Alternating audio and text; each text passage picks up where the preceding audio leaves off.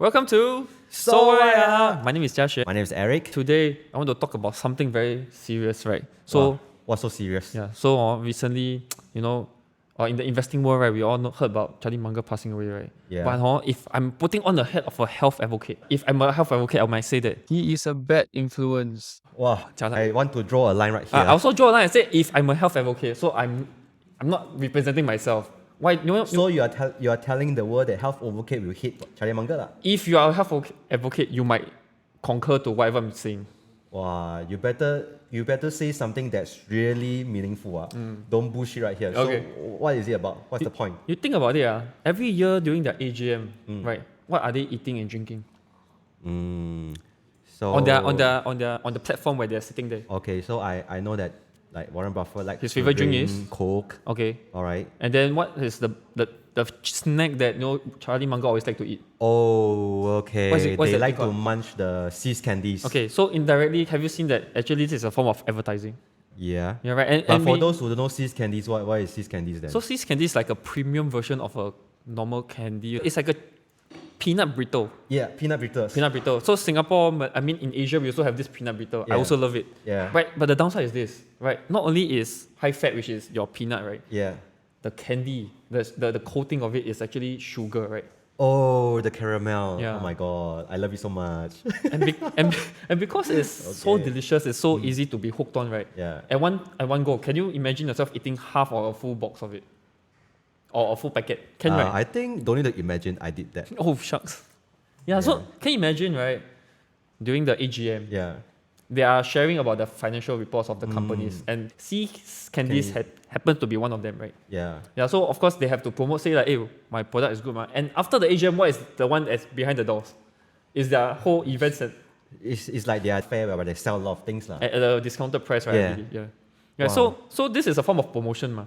So if you're promoting your candy, and sugar in general is not good for us, right? I mean, we need it for survival, but excess eating of this high sugar, high fats drinks and snacks, do you agree with me that it can actually kill people? I will not say kills people lah. It will cause a lot of health issues. Yeah. Tone down a bit, Okay. tone down a bit. Okay. Cause a health issue. So that's why Singapore, all the drinks we have to label ABCD lah. Yes. Because of the sugar level. And also in Singapore, we have one of the highest rates of diabetes as well. Right. A lot of people are becoming diabetic because of high consumption of high carbohydrates or sugar stuff. Yeah, I think maybe at their era, sugar is so-called essential because they have some high energy activities. They live through some of the deprived era whereby you need a spike in the blood sugar, whatever. Okay. Yeah. So- So you cannot just blanketly say that it's not good. Yeah, so we are just jokes aside. So if you are watching until this point of time, right, we hope that this works, right? We actually made you watch our video until this point of time. Yeah. But let's come back to... I hope that you also know where I'm coming from. Just to tame down, we are not really. we're not making any statements here. We're just you know who, right? we are just making entertainment comments, right? So of course this is just assumption. I mean, like just leading in with this topic today. So yeah, I mean, sugar aside, what they did other than like sCandies and Coke, they did a lot of great stuff lah. Yeah. So if you don't know who is Charlie Munger, right, he is also known as the second man behind Warren Buffett, who owns one of the largest companies in US called Berkshire Hathaway, right? Among what these two great guys did over here, so you can see these two small, what do you call it? Plushy, Yeah. right? Yeah. So Charlie Munger was 99 years old when he passed away, right? And he's just a few days away from being 100 years old. Yeah. So a lot of people in the investing world have been so-called mourning, like so-called Mourning, is it called mourning, not mourning. Sorry, the English lah. Again, you say what is it lah? Mourning. They are sad. They are sad. They are posting a lot of articles or Yeah. their emotions about this news, right? So do you have any that you want to share? Before we record this session, right? We have another sessions that we record to share about their investing philosophy, what we learn from them. So you can watch the link that we have created. We'll put inside the description So below. just watch that. But what's more than that I'd like to share is there's these things that happen in the investing world whereby A lot of people have been losing money in trading. They might be in the market in the previous 1-2 years because of COVID, right? A lot of people open I think accounts, start trading, Well, start investing. Then make good results Yeah, because of the some- bull run. Yeah, some make good result and then some make bad result. And then those who make good result, maybe right now they are losing money. A lot of like so-called buying and selling happening in the market for the past 2.5 years after the COVIDs. But there are some theories and investing wisdom that they have been always shared with the market, shared with people around the world. And I think this liner that he shared is especially useful for the investor that started investing for the 1-2 years ago. So what is it? So the liner is the big money is not in the buying or selling. The big money is not in the buying or selling. Then Yeah. where's the big money? All right. So the big money is the big returns lah. Okay. So how they got like 20% compounding return for the past 50 years. So what he shared that the returns that you make is not just from buying or selling. Okay, so it's not the flipping. Yeah, the bulk of the return actually is from waiting. Waiting. Okay. So the full liner is the big money is not in the buying or selling, but in the waiting. Okay. So in the waiting means what? So for example, you buy a great company. Okay. You wait for the company to grow, the management to grow the business, and then they make a lot of profits down the road, make their so-called better products and continue to grow along the way. Okay. So companies that they invested like sCandies, Nebraska Furniture, these are the companies that is very good. They are diligent in their business and they keep growing. So they invest in this company in the early stage and then grow with the company. Okay. So they just buy once and then ride The returns. wave. Yeah. Okay. So for example, American Express. Coca-Cola. Yeah. So these are the companies that they invest. They just buy one time and then grow in the company and enjoy the returns. Dividends, yeah. So people thought, is it just buy and wait? Actually, there's another side which is wait before you buy. So timing of Yeah. entry. Yeah. For So example. when there's a lot of euphoria in the market, right? Yeah. They will not take any actions. Euphoria as in what? They say, buy. Or like for example, Nvidia is it? Like Yeah, wow, Nvidia AI comes in, then the Yeah, share price keep going up. Just chase. And then in the end, the share price number, and they say, wow, investing is bad. Investing is not good. Don't buy stocks. You'll burn your hair. Yeah. So- So this is the thing whereby they also get. So it's not just buy and wait.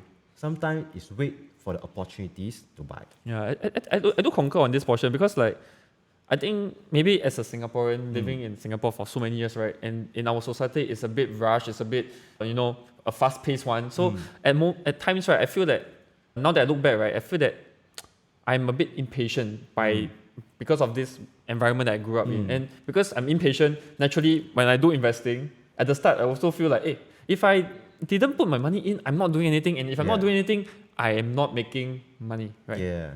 So this is the thing whereby, they are the two so-called close to 200 years old together, Yeah. sharing their wisdom, going through all the different crises. Yeah. Yeah, like Asia financial crisis, got the the global- COVID, 2008, whatever crisis the that they have SARS. gone through. So with all the crises they have gone through, they come to this point whereby waiting is still The key. the way to go. Yes. Yeah, so there's some wisdom there. Yeah. And I think a lot of people, or for me, waiting is the most difficult thing to do because when you are waiting, you're not doing anything, and you will feel that if you're not doing anything, you feel uncomfortable. Okay. Maybe at this point I like to bring another perspective. Okay. Waiting, there's a so-called active waiting and passively waiting. Okay. So passively waiting means you just sit down there, do nothing. You don't know what to do, you just wait down there. This is not the waitings that they advocate. They're talking about the Yeah. active waiting. Actively waiting means you actively learn, you actively go find opportunities, you actively expand your network, expand your circle of competence. So when the opportunities come, you know what to do.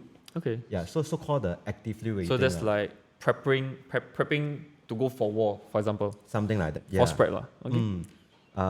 But at this point of time, I like to bring up this so-called passively waiting.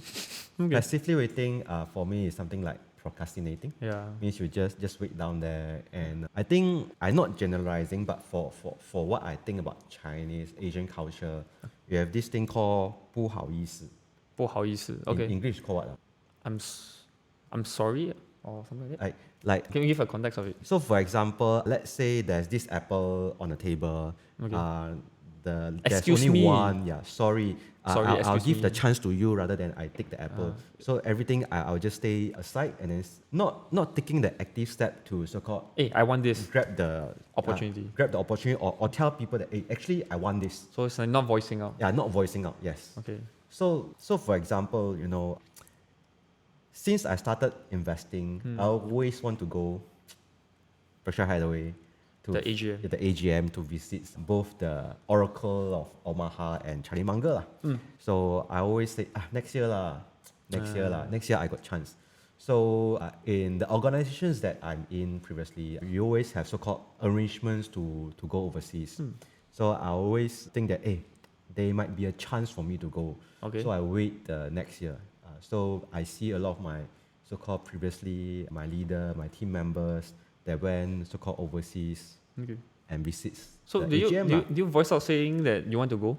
I did once or twice, just hint a bit. But So it's a bit subtle. It's not like in the Yeah. face that, hey, Eric, I want to Yeah. go US. so I AGM. always have this 不好意思 or I always like, okay lah, you go. Next year I'll go. Courtesy? No, it's not really courtesy, right?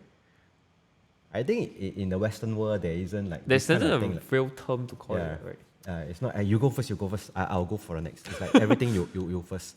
Yeah. So I think this really strikes me lah. Okay. If every time I also being so like passive and then not saying what I want, yeah, and then when even there's opportunities I just give up the opportunities to other people. You offer it to other people. And and then that's when I miss the chance to go, And that's where regrets yeah happens, right? yeah regrets happen mid of the year or beginning of the year. Never mind lah. Next year Charlie Munger 100 years old. I go for the 100 years old one. Yeah. Yeah. This time round I will set that year May I'll go there. Okay. No matter how budget flight, sleep on the road, whatever, I must go there lah for once lah. I wish I can go with you. Yeah, at least like at least It's a lifetime the experience that I can share lah. So although Charlie Munger always say don't envy other people, envy whatever, but I still envy those like my teammates that have a chance to really meet Charlie Munger in person, although it's still a distance. Meet him in person, listens to what he shared live. I think the experience is definitely going to be different. Although I don't lack of so-called ways to listen to Charlie Munger's, There's like online read one, his right? learning, whatever. But I think it's the Experience. the experience, the live, the face-to-face atmosphere that can really impact or give me a stronger feeling and conviction on what he does. Or Yeah. are you going there because, for the shopping? Um, I mean, that's one part, right, I guess. Yeah, I think because every year when my team member goes, right, they always brought a lot of stuff for me back. So I don't really look forward for the shopping per se Of because course, you have to buy back for me. yeah, I also enjoy whatever they bring back lah. Just that I didn't enjoy in person in the AGM lah. Yeah. So you felt that, like, if you have went, you might have enjoyed the AGM a bit better than most of them. I mean, it could be. No. It's not as that I could have enjoyed better than it's no. Just that I didn't enjoy the part that I wish I have lah. Okay. Yeah. So So if you are procrastinating, Please stop doing that. yeah. So I hope this is another learning lessons. So we should not be procrastinating, waiting passively. Just actively says that whatever you want to do lah. Okay. And then right now I actively saying that I want to go next year. So next year, we will have another session where Eric goes to AGM. Then we can do some sharing. Exactly. Yeah. Okay, so we can use this video as a blackmail later on. Say, Yep. hey, why you haven't go? Yeah. So I recorded this down in SWA. Yeah. So for the couple of 10 to 20s that watching this, yeah, No, keep me accountable. By the time this video goes live, it's not going to be 10:20 because of the interesting statement we start off. Okay. Hopefully, Hopefully you watch until here. yeah. Or if not, like no one's Yeah. watching now. Okay. All right. Yeah. So- So any wise things or any things or reflections that you have from his passing or the things that you have learned from him over the years? Well, I think there's a lot more. I think we will share in separate sessions or separate occasion because what I find, whatever things that Charlie Munger or Warren Buffett have shared, what they shared is this thing called theory Theory. that can apply to situations in a long period of time. It's not a one or two conclusions that they make. It's a theory that they have concluded over their investing journey. So it's a common things that always happen in their journey that they conclude with this kind of theory. Yeah. So it's another word, experience lah. Yeah. So for example, like they said, being smart, being diligent, and having integrity. So what is important? So this person can be very smart, very hardworking, But no integrity. but if no integrity, it's not the things that they look for. Yeah. So what they mentioned, what they conclude is person with integrity is very, very important lah. Okay. Because this is the person that so-called drive your company. This is the person whereby take care of your shareholders, stakeholders. So person with integrity is the things that they look for. Okay, so don't go back on your words. Once you say it, you go and do it. Yeah. So like just like Eric is going to go AGM next year. Yes. Okay. Nice, Yeah. nice, nice. So for me, I think from Charlie Munger and Warren Buffett, the one thing that I think can be applicable and I think change the way how I look things in my life, right, is actually look for things as simplify things. So for them, right, they actually tweak the way, or at least for Charlie Munger, he actually helped Warren Buffett to tweak the way of his investing methods, right, from looking for cigarette butts per se, right, so to looking for great companies and hold them for long periods of time, right. So I think this method is actually about simplifying, because if you're looking for the initial way of finding cigarette butts of value companies, right, you have to keep looking for them, and after you buy them, you sell them, then you have to find a new one. So it's a bit more tedious, it's very complex, you have to keep doing a lot of research. But instead, if you buy a great company and then you just hold them for a long period of time, right, it's like doing your homework once and just follow through a bit only, just read a bit here and there. So in life, I think let's not complicate things too much. And I think maybe for my generation or for me, right, what I've experienced is that I tend to overthink a lot of things. What if this, what if that? I'm very, like, maybe it's the way I was brought up or whatsoever, right? So it made me have this mindset where I'm overthinking like next few steps. If I do this, what's going to happen? What if I do this? Is this going to complicate who whatsoever? And all these things made me not do anything at all. So it also leads to procrastination as well, right? So I think from his sharing all this stuff, right, I think the investing things, right, actually you can extract it out and use it in real life as well. So what do you think about simplifying your life as well? I think I've been living the life very simple. This is to link back. Actually, whatever you share or whatever we share, right, is whatever they practice in life. So simplicity also leads to lifestyle, like what you shared. So he also mentioned in terms of their lifestyle, so they live very simply, very frugal. They just spend whatever is so-called necessary or needed, and more importantly, is within their means.